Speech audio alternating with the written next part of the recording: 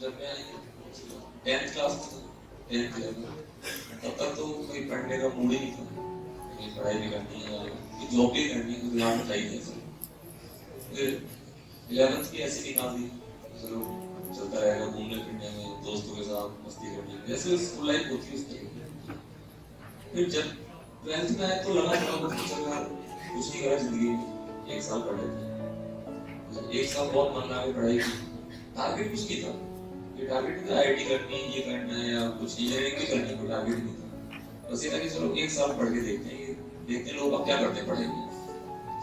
1 साल पढ़ाई की तो जब पहली बार पढ़ाई करते हैं जिंदगी में तो अजीब तो लगता है उस टाइम, सब कुछ नया नया पहली बार देखा, डिफरेंशिएशन, इंटीग्रेशन और जो भी बातें होती है। फिर भी कैसे भी करके 12th ठीक का नंबर आया, तो बहुत अच्छे नंबर भी नहीं थे, बेकार भी नहीं थे। फिर लगा कि यार अब क्या करें, खत्म हो चुका है। फिर मेरे भाई ने रेजिडेंसी 2004 में 3 में पास आउट था, रेजिडेंसी पास किया था, उसकी आईआईटी में ट्रिपल 1 रैंक थी, जनरल कैटेगरी तो थोड़ा सा घर में उसको देख के लगा कि यार अच्छा ये भी होता है, तो आईआईटी कोई चीज ना होती है ऐसी। जब वो पढ़ता भी था ना तब भी मेरा ध्यान ही नहीं जाता था उस पर। जैसे वो कई बार सुबह 3 बजे अलार्म लगा के उठ जाता, मुझे लगता था बेवकूफ आदमी, पागल है, नहीं खराब कर रहा है, मस्ती करने से मजा, तुम मस्ती कर रहे हो क्या कर रहे हो। फिर उसके बाद जब मेरी 12th पास हो चुकी थी, फिर मेरे दिमाग में कि कोई टेंशन आना स्टार्ट हुआ, यार ऐसे तो कब तक काम चलेगा, उसको करने नहीं था। तो मैंने डिसाइड किया कि यार चलो एक काम करते हैं, उसके कहे अनुसार उसने मुझसे बोला कि यार चल तू 1 साल कोचिंग कर ले। फिर मैं 12th पास करने के बाद मैंने पहली बार जिंदगी में कोचिंग किया, कोचिंग पहली बार, लाइफ कोचिंग ही नहीं किया था वैसे। यहाँ पर एडमिशन का रिपीटेड बैच था, RS2 बैच था। RS2 का नहीं पता है, R1 से R8 तक बैच की नंबरिंग होती थी उसमें, R1 से R8 इसी सीक्वेंस में, top batch R1, top batch R8, फिर R8 के बाद नंबरिंग होती थी RS1, RS2, RS3 ऐसे RS8 तक, फिर होता था RT1, RT2 ऐसे RT8 तक। टोटल रिपीटेड बैच में जितना मुझे याद है 24-25 बैचेस थे। तो शुरू में तो ऐसे ही बैच मिल जाते हैं, 12th के बाद के साथ जो भी होता है, तो RS का बैच मिला, RS में तो 9 नंबर का बैच मिला, तो उसमें हमको पढ़ाते थे, तुम जिनको जानते हो या शायद नहीं जानते हो, एक तो जो HOD है इंग्लिश में CSS है, तो उनका उस टाइम पढ़ाने का शायद दूसरा साल था, उन्होंने पढ़ाना स्टार्ट किया था और मैंने कोचिंग ज्वाइन की थी पढ़ने।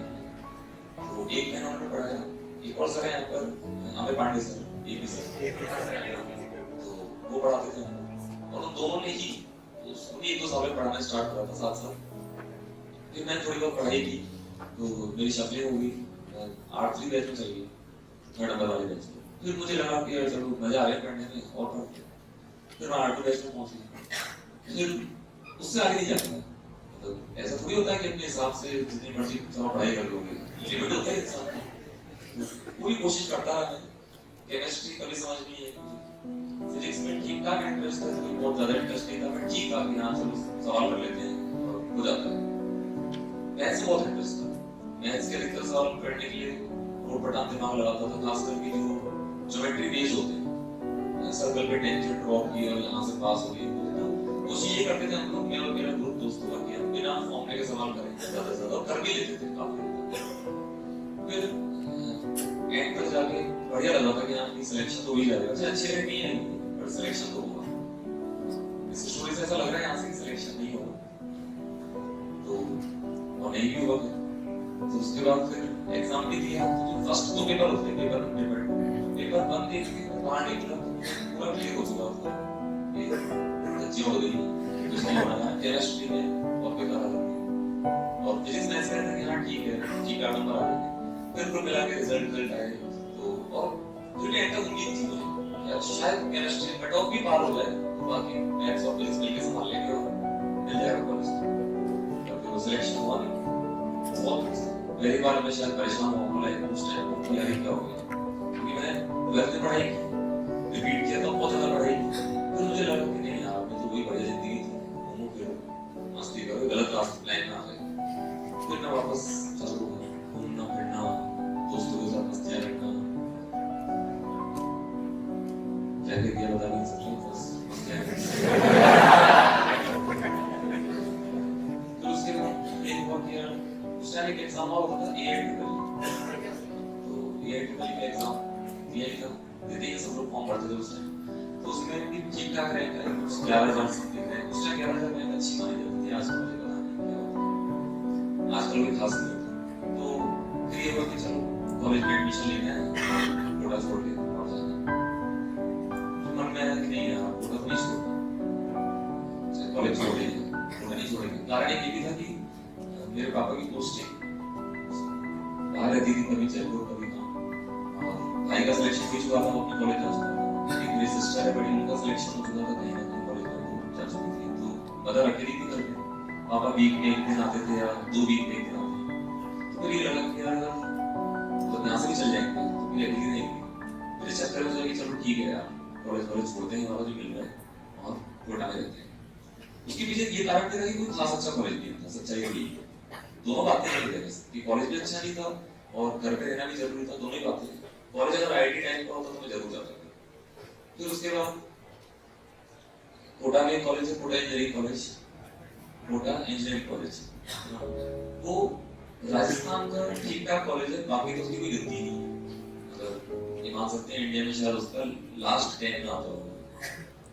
तो उसका एडमिशन लिया इलेक्ट्रॉनिक्स कम्युनिकेशन ब्रांच में, पहले दिन से ही दिमाग में कोई शुरू था कि पढ़ाई तो करनी है, तो कभी देख ली ना पढ़ाई करनी तो बार-बार वही करना है, तो मुझे पहले दूसरे दिन से मस्तियां चालू हुई, दोस्त बना लिए, खुद भी घूमने जा रहा हूँ, उनको भी ले जा रहा हूँ, पूरी क्लास बंद करा दी, पूरी क्लास पूरा बैच ही सबसे बात करके एक भी क्लास नहीं उसे क्योंकि सारे बच्चे बाहर के दिखते हैं, 2-4 ही कोटा के थे, वैसे दादागिरी करते थे, कोई क्लास नहीं मिले, ध्यान रखना आप पर थोड़ा आए दिन क्लास छूट, पूरी बैच का बैच गायब है, पूरा बैच गायब हो जाता था, हम लोग घूमने गए, बाकी बच्चे बेचारे बैठे हैं उधर बाहर, अंदर नहीं जा सकते, तो कॉलेज में बदनाम थे, गुंडे लोग हैं, बस की नहीं है, ऐसे करते भी नहीं है। कॉलेज में जितना मुझे आइडिया रफ आइडिया बता रहा हूँ, शायद अगर 100 दिन क्लास लगती है तो शायद 3 दिन कॉलेज तो गया, कॉलेज तो 100 दिन गया, क्लास में 3 दिन 4 दिन गया होगा। मेरे तो मैं उन दिनों में जाता था जिसमें एग्जाम होते थे, एग्जाम के दिन मैं एग्जाम देने जाता था, अटेंडेंस शॉर्ट नहीं होती थी, वो टीचर से बात कर लेते थे, सर प्लीज सर आप हमारे थे ना, मैंने देखा था आपको, सर कोई काम तो बताना चाहिए, वो कर बाकी सारे टीचर्स सारे टीचर्स ऐसे एग्जाम पे चल रहा और नंबर भी मिल जाते थे ठीक ठाक।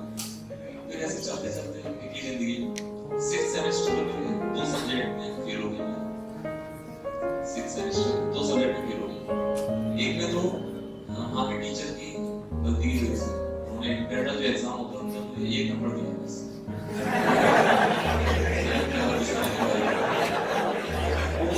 वो टीचर आज भी मेरे घर के आगे से निकलता है कि वो गेहूं डालने जाता है उसकी बाइक पे लेके, मेरा मन बड़ा मायूस होता है,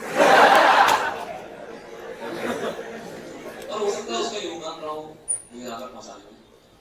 तो फिर 2 सब्जेक्ट में फेल हुआ तो मन में आया कि चलो ठीक है कोई बात नहीं, पहली बार फेल हुआ है, अगले सेमेस्टर में वो कवर कर लेंगे, और होता है ऐसा, ये नहीं कि फेल का मतलब आप फेल हो गए, अगले सेमेस्टर में चल जाते हैं, हम 2 सब्जेक्ट का एग्जाम वापस दे सकते हैं, फिर अगले साल एग्जाम दिया, फिर ऐसे कॉलेज से पास आउट हो गए, पर 2 सब्जेक्ट में फेल थे, एक भी सब्जेक्ट में फेल होते तो डिग्री नहीं मिलती, ये रूल होता है, एक भी सब्जेक्ट में अगर आप फेल हो गए तो डिग्री नहीं मिलेगी, लेकिन आपको हर साल चांस तो मिलेगा उस सब्जेक्ट का एग्जाम देने का, 4 साल तक कॉलेज पास करने के बाद तुम 4 साल तक सब्जेक्ट को क्लियर कर सकते हो, 4 सालों में भी नहीं करोगे तो फिर कोई डिग्री नहीं देंगे। तो फिर मैं कॉलेज से पास आउट होकर हमारे कॉलेज में कंपनी आई थी, कंपनी आती है हर जगह, तो वहाँ भी आई थी, तो इंडियन आर्मी की आई थी, इंटरव्यू लिया, उसमें ये था कि ओपन था, ओपन टू ऑल, कोई भी उसमें इंटरव्यू दे सकता है, उसमें कोई रिटन एग्जाम भी नहीं हुआ, तो मैं मुझे क्या करना चाहता हूँ, वो सेना की होती है, उसको क्या अच्छी पोस्ट था, घर भी लगता हूँ उसे चाका का मारने जाता है, तो क्या करना चाहते हो, सर कुछ नहीं करना चाहता, तो दिमाग में टारगेट होगा, हमारा सब कुछ भी नहीं है, 1% भी टारगेट नहीं है। आप जो कहोगे कर लो, आप वो कर लो, आप कहोगे ये कर लो, आप कहोगे वो कर लो, ऐसा थोड़ी होता है यार। कुछ तो वैसे लोग चाहिए जो टारगेट डिसाइड करके चलते हैं, सर ये होगा यार। तो उन्होंने पता कि मैं क्या निकला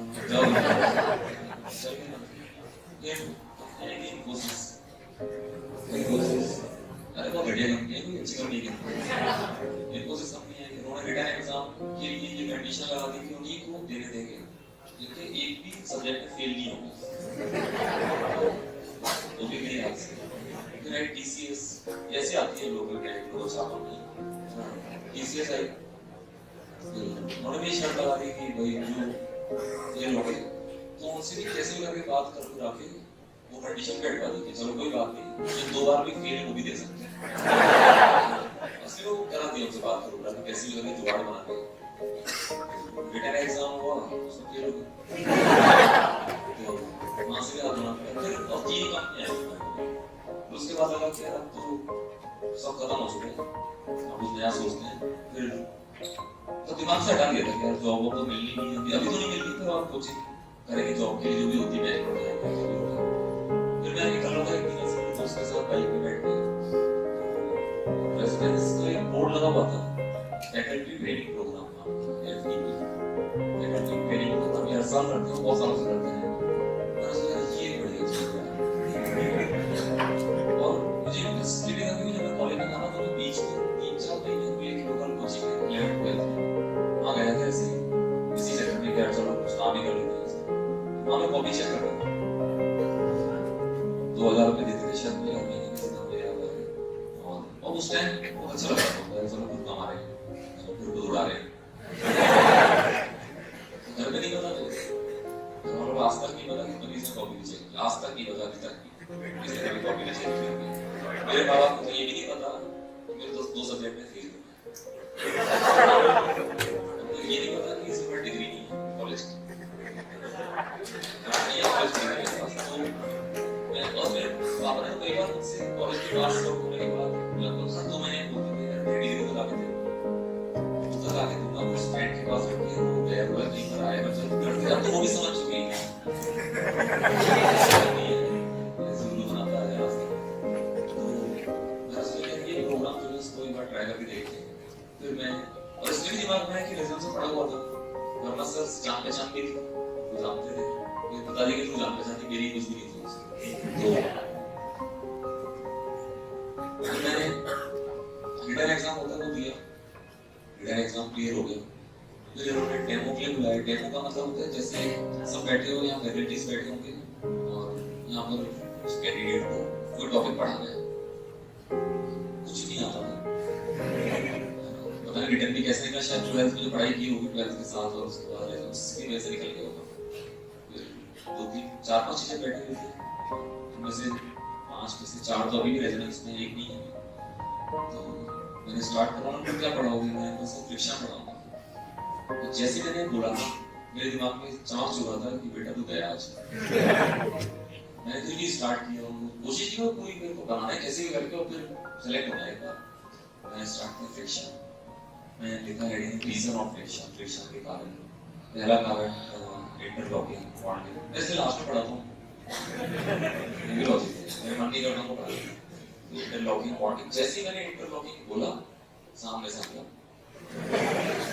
ये क्या होता है और वो क्या होता है कुछ नहीं आता। मैंने बोला लास्ट में सर मुझे नहीं आता अभी, लेकिन ये कि मैं ट्रेनिंग ढंग से करूँगा और बढ़िया कर लूँगा।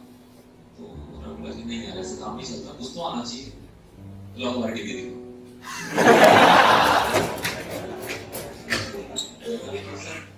डिग्री तो नहीं है अभी, लाना भूल गया, मार्कशीट में सारी लाया वहाँ पे, उसमें 6 सेमेस्टर की मार्कशीट नहीं थी, मेरे पास तो थी, उस पर रख के नहीं जान मुझे तेरी मैंने सर होगा 6 वाली का है, वो ढंग से चेक करते हो। तो मैंने उससे शायद घर पे रह गई, पता नहीं है कैसे दे दो इनको, मैंने सब कोई निकल ला कि तुम जाओ निकल लो यहाँ। तो मैंने सब बात तो समझ गई कि नहीं यार तुम है ना, तुम जैसे लोग पैसे के चक्कर में पढ़ाने आते हो। तो आज भी वो सर साथ में बैठते हैं, कई बार मैंने उनको बताया नहीं है कि आपने ऐसा बोला था मुझसे, कोई आपके नहीं है ये बंदा कभी अपने नाम नहीं बता सकते। तो मैंने एक बार उनको हिंट जरूर दी थी। एक बार हम लोग साथ में मिलकर किसी का डेमो ले रहे थे, तो उन्होंने किसी से ऐसे बोला था, तो मैंने उनसे बोला था सर ऐसा मत बोला था।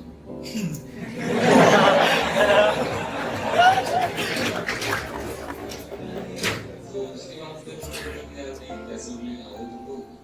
पैसे आते हो तुमको और कुछ नहीं करोगे, टाइम वेस्ट करोगे, पैसे ले जाओगे यहाँ से। मैंने कहा सर पैसे वाली बात नहीं है, बस ये कि आप कुछ नहीं है संडे को तो इसलिए आ गए। तो उनके पास में बैठे तो उस टाइम जो एचओडी हुआ करते थे, जिसमें नाम नहीं पता होता भी, तो उन्होंने बोला कि नहीं सर को देखो ये फ्री में पढ़ाने को तैयार है। मैंने सर फ्री में ही पढ़ा दूंगा 1-2 साल, तो जिंदगी भर नहीं पढ़ा सकते फ्री में, नहीं ये तो पढ़ा सकते हैं। तो मैंने उनसे बोला सर पढ़ा सकते हो आप फ्री में? तो उन्होंने भी हाँ पढ़ा सकते हो। तो मैंने सर आपने कमाई इतना लिया होगा आज तक, तो पढ़ा दोगे? मैं मुझे कमा लेता हूँ, मैं कमा लूंगा, मैं बोल दूंगा फ्री चढ़ा। कुल मिला के ये हुआ कि ऐसे टाइम पास हुआ और चल गया। फिर मैंने घर जाके दिमाग में कि अब क्या करूं, सब बंद होता था, ये खत्म वो खत्म। फिर मैंने वर्मा सर से बात की, उनको मैसेज डाला, उनको बताया कि सर ऐसी ऐसी बात है और एक चांस दो आप। सर ने बोला कि चलिए काम करते हैं, 10 दिन के लिए 15 दिन के लिए रख लेते हैं ट्रेनिंग में, और उसके बाद जो टेस्ट होगा उसके हिसाब से डिसाइड कर लेंगे जैसा होगा। तो मुझे दिमाग में कि चलो ठीक है यार, कुछ तो चांस मिला वापस से। तो ट्रेनिंग स्टार्ट हुई। ट्रेनिंग में हम लोग फिजिक्स में शायद 8 या 9 जने थे। 8-9 में से 2 ऐसे थे जो वर्मा सर से बात करके एंटर हुए थे, और 3-4 आईटीएन थे, बाकी नॉन आईटीएन एनआईटी जो। तो ट्रेनिंग ऐसे होती थी कि जैसे वर्मा सर क्लास में पढ़ा रहे हैं, उसी क्लास में हम लोग स्टूल लगा के ऐसे बैठ जाते थे, या बेंचेस में जहाँ जगह होती थी वहाँ जाके बच्चों के साथ बैठ जाते थे। तो ट्रेनिंग 15 दिन की 20 दिन की हुई, और टेस्ट भी हमारे वही होते थे जो हमारे होते हैं, बिल्कुल वैसे ही उनके साथ ही बैठ के टेस्ट देने हैं, उतने टाइम पे देने हैं। हमारा तो सब्जेक्टिव भी होता था, ऑब्जेक्टिव भी होता था, सब्जेक्टिव भी होता था, अलग अलग पेपर्स होते थे। तो पहले टेस्ट में शायद 8 में से मेरी रैंक आई 6 नंबर पे आया शायद, 2 जने पीछे थे मेरे से, बस बाकी सब आगे थे। तो सर ने बुला के बोला कि यार ठीक ठाक है वैसे, तो ऐसा कोई खास नहीं है, तो और चलो 15 दिन और टाइम देते हैं, और 15 दिन 20 दिन फिर एक और टेस्ट हुआ, फिर उसमें 3rd रैंक आई। सर ने बोला कि यार चलो और कंटिन्यू करते हैं इसको, लेकिन पैसे दे दो। पैसे भी सीधे मना कर दिए कि पैसे नहीं मिलेंगे, ऐसे काम करना हो तो कर ले। तो मैंने भी सर थोड़े बहुत तो दो। बाइक चला के आता था, पेट्रोल खर्चा होता है, कहाँ से करो, मतलब घर वालों से लेने का मन नहीं था, थोड़ा सा कुछ तो थोड़े बहुत आगे चल ठीक है 10,000 रुपए पर मंथ रख लेते हैं। ये बात है 2010 की, तो ठीक है चलो कुछ तो मिला। चलती रही ट्रेनिंग, चलती रही कंटिन्यूअसली। ट्रेनिंग थी हमारी 8 या 9 महीने, 9-10 महीने की। ट्रेनिंग खत्म होते होते हम जो 2 बंदे थे जो जुगाड़ लगा के एंटर हुए थे, लगभग हम दोनों टॉप 3 में थे। एक लड़का वाला तो बहुत अच्छा था, सिर्फ अच्छा था, हमें नहीं लगा। तो फिर साढ़े एंड में जब 1 साल या 11 महीने के आसपास की ट्रेनिंग हो चुकी थी और ट्रेनिंग खत्म हो गई थी, तो उसमें क्या होता है फिर लोगों के ट्रांसफर कर देते हैं। जैसे 8 में से शायद 5 लोगों का ट्रांसफर या 4 लोगों का ट्रांसफर आउट ऑफ कोटा, जहाँ जहाँ की जगह थे भेज दिया, कोटा में 4 लोगों का। फिर उसके बाद सर ने जो भी साल भर के बकाया पैसे थे 10,000 का था मुझे, तो उसमें जो बाकी लोगों को मिलते थे उस टाइम पर शायद 25,000, तो जितना भी रिमेनिंग अमाउंट था वही भाई साहब भी जयपुर के, जयपुर में बहुत काम किया, मस्त आदमी।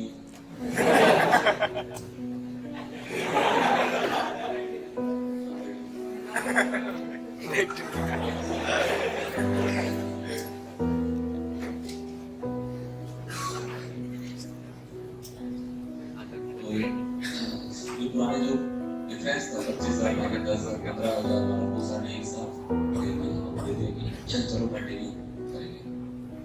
फिर उसके बाद लगा कि चलो यार अब तो सब सेटल हो चुका है। स्टार्टिंग में क्या होता था, जैसे ये पहले साल मुझे ये फेज का लास्ट टेस्ट दिया था, लास्ट टेस्ट था 8 8 8 24 8 32 नंबर का बैच था, 32 नंबर का मुझे बैच नंबर याद नहीं क्या था।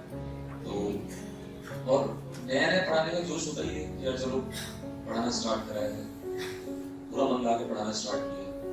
पर फिर स्टार्टिंग में क्या हुआ कि कुछ ऐसे ट्रिक बच्चे होते हैं लास्ट बैचेस में जो पढ़ाई से ज्यादा मस्ती में इन्वॉल्व होते हैं, वो मेरे से देखने जाता था, बुराई करती 2 साल की। फिर सर ने बुला के बोला कि यार क्या कर रहे हो, आगे चालू हो गया तो मारा मुझे करना स्टार्ट किया। मेरा सब कंट्रोल ही नहीं होता, हल्का ऐसे करते। तो सर ने समझाया कि ऐसे नहीं करना चाहिए, कोशिश करो कि प्यार से समझ जाए। मैंने कोशिश की, नहीं मान रहे। शुरू में मैंने काफी मतलब ऐसा हो गया था कि यार जो जरा सी मस्ती कर लेते जाता था ना लेकर आ। तो 1 साल निकला ऐसे, और पहले शायद 2 या 3 बैच थे और वो मिला था 3 थे लास्ट वाले बैचेस जो थे, और लास्ट में लेते स्टार्टिंग में। ऐसे 2-3 साल निकले, बैच थोड़े लोग पर आते गए, और उस टाइम बहुत काफी धुरंधर लोग साथ में काम करते थे, तो बहुत महंगा नाम हुआ करता था। अब तो वो सारी दरबार पता नहीं कहाँ है, याद नहीं। तो 2-3 साल होने के बाद फिर मेरे दिमाग में आया कि नहीं यार कोटा से बाहर सकते हैं, पता नहीं क्यों। ये सब बढ़िया चल रहा था, मजे आ रहे थे पढ़ाने में, अच्छा इंक्रीमेंट भी अच्छे होते थे लोग। इंक्रीमेंट मतलब पैसे वाइज थी और बैच वाइज थी दोनों। मैंने सोचा कि यार चलो 1 साल बाद जुड़ गया था, मैंने सर से बहुत रिक्वेस्ट की सर मुझे 1 साल के लिए किसी दूसरे सेंटर में भेज दो, वो हो गया कोटा से। मैंने भेज दिया, जयपुर भेज दिया। पढ़ाने के शायद 2 साल बाद 2012 की बात होगी, तो जयपुर पहुंचा मैं।